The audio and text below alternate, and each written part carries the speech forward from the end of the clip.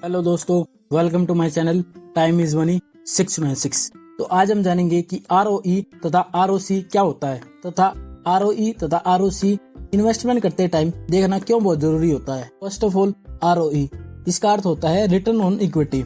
Second, ROCE जिसका अर्थ होता है रिटर्न ऑन कैपिटल एम्प्लॉयड। तो चलिए शुरू करते हैं। तो आपको तो पता ही है दोस्तों कि किसी भी बिजनेस को शुरू करने के लिए पैसों की रिक्वायरमेंट तो होती ही है, और जब भी कोई व्यक्ति किसी बिजनेस की शुरुआत करता है तो जितना पैसा वह उस बिजनेस में लगाता है वह उस फर्म की कैपिटल कही जाती है। जब एक व्यक्ति द्वारा एक प्रोप्राइटरशिप फर्म की शुरुआत की जाती है तो उसमें लगाया गया पैसा प्रोप्राइटर की कैपिटल कहा जाता है। और इसी प्रकार एक पार्टनरशिप फर्म में लगाई गई कैपिटल दोनों पार्टनर्स की अलग अलग कैपिटल कही जाती है। इसी तरह एक प्राइवेट लिमिटेड फर्म तथा लिमिटेड फर्म की जब शुरुआत की जाती है तो उसकी शुरुआत में लगाया गया पैसा भी उस फर्म के लिए कैपिटल माना जाता है। और आरओई में जो इक्विटी शब्द है वह कैपिटल का ही एक विस्तृत रूप होता है। अगर कोई भी व्यक्ति आज कार्य कर रहा है तो उसके पास सिंपल दो चीजें जरूर मिलेंगी आपको। Number 1 asset, number 2 liabilities. और अगर आपको एसेट और लाइबिलिटीज का फर्क नहीं पता है तो मैं यह बता दूं कि एसेट का अभिप्राय इन निम्न वस्तुओं से है तथा लाइबिलिटीज का अभिप्राय इन निम्न वस्तुओं से है। तो हर बार की तरह ही इन दोनों टॉपिक को चलिए मैं एक एग्जांपल की मदद से ही आपको समझा देता हूँ। राम और श्याम दो दोस्त थे जिन्होंने एक प्राइवेट लिमिटेड फर्म की स्थापना की थी तथा दोनों ने फर्म में 20-20 लाख रुपए की कैपिटल लगा रखी थी। पिछले कुछ समय से फर्म का व्यापार अच्छा चल रहा था, जिसके कारण उन्होंने फर्म में रिजर्व और सरप्लस 20 लाख रुपए जोड़ लिए थे। और साथ ही साथ उन्होंने अपने बैंक से एक 30 लाख रुपए का लोन ले रखा था, जिस पर उन्हें 10% की दर से ब्याज देना पड़ता था। और कंपनी का ग्रोस प्रॉफिट 10 लाख रुपए का है, जिसे हम एबिडा भी कहते हैं। तो यहाँ पर सवाल आता है कि यह 10 लाख रुपए का प्रॉफिट है, क्या हमें इस पर पूरा टैक्स देना पड़ेगा या राम और श्याम द्वारा यह 10 लाख रुपए आपस में बांट लिए जाएंगे? तो चलिए बताता हूँ। तो इस 10 लाख रुपए में से सबसे पहले हमें जो हमने 30 लाख रुपए का लोन ले रखा था उसका इंटरेस्ट देना पड़ेगा, जो लगभग 3 लाख रुपए बैठता है। अब हमारे पास 7 लाख रुपए बचते हैं। तो अब इस बचे हुए 7 लाख रुपए पर हमें सरकार को टैक्स देना पड़ेगा, और टैक्स की यह रेट लगभग 25% की थी, जिसके आधार पर हमें 1,75,000 रुपए का टैक्स सरकार को देना पड़ा। तो सरकार को टैक्स देने के बाद हमारे पास 5,25,000 रुपए बचते हैं। तो दोस्तों, राम ने इस फर्म में 20 लाख रुपए की कैपिटल लगा रखी थी और श्याम ने इस फर्म में 20 लाख रुपए की कैपिटल लगा रखी थी, और दोनों के काम करने के कारण फर्म के पास 20 लाख रुपए की पूंजी और जुड़ चुकी थी, जिसके कारण अब फर्म में 60 लाख रुपए की कैपिटल यूज हो रही थी।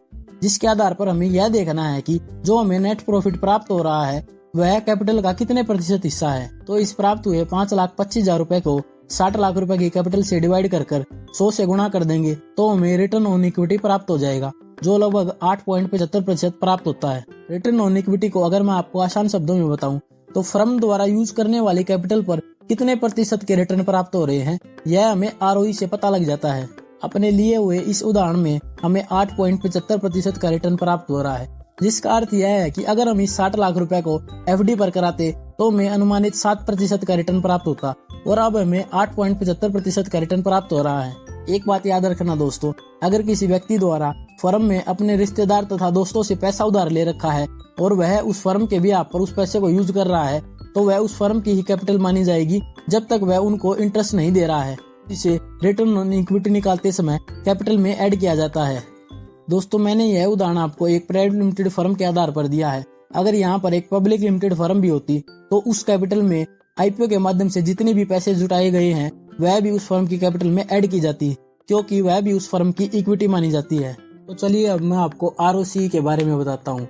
अपने लिए गए सेम उदाहरण में हम मान लेते हैं कि राम ने 20 लाख रुपए लगाए, श्याम ने 20 लाख रुपए लगाए तथा रिजर्व और सरप्लस हमारे पास 20 लाख रुपए थे, और वही उन्होंने बैंक से 30 लाख रुपए का लोन ले रखा था 10% की ब्याज दर के हिसाब से। जैसा कि इसके नाम से ही पता चलता है, रिटर्न ऑन कैपिटल एम्प्लॉयड, जिसका अर्थ यह होता है कि फर्म में जितनी भी कैपिटल यूज हो रही है हमें उस पर कितना रिटर्न प्राप्त हो रहा है।